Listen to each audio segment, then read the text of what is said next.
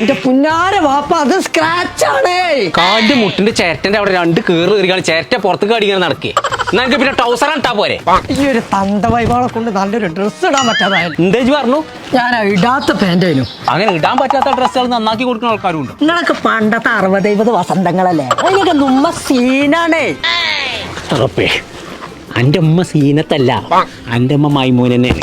സീനത്തിനായിട്ട് അങ്ങനെ ചെറിയൊരു ബന്ധം ഉണ്ടായിരുന്നു എന്നുള്ളത് നേരം അതൊന്നും ഉപ്പല്ല. ഓ മൈ ഗോഡ്, അതല്ല അങ്ങനെ ലൂസുള്ള ഒരു ചെറുതാക്കുന്ന ആൾക്കാരുണ്ടെങ്കിൽ ഇച്ചുണ്ടോ ഒന്ന് കൊണ്ടുപോകാൻ. എന്നാ ഇതെനിക്ക് ഗിഫ്റ്റ് കിട്ടിയല്ലേ, എന്നാ ഒത്ത പോലെ കൊണ്ടാണ് ശരിയാക്കി ചോക്കാം. പിന്നെ അതേമാതിരിയേ ഒരു പ്രധാനപ്പെട്ട സാധനം ഇന്ത്യ കൊണ്ടുപോകാണ്ട്. ഇതാണ് ചില നേരത്തെ ഇതിന്റെ ഒരു ഓട്ടി കൂടി 2 കാലൊക്കെ പോവാ.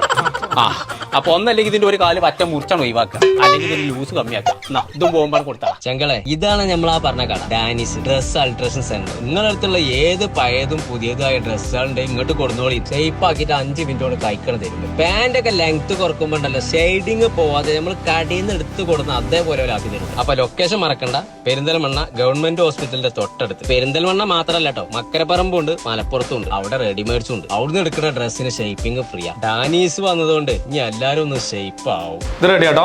ഇത്ര പെട്ടെന്നോ?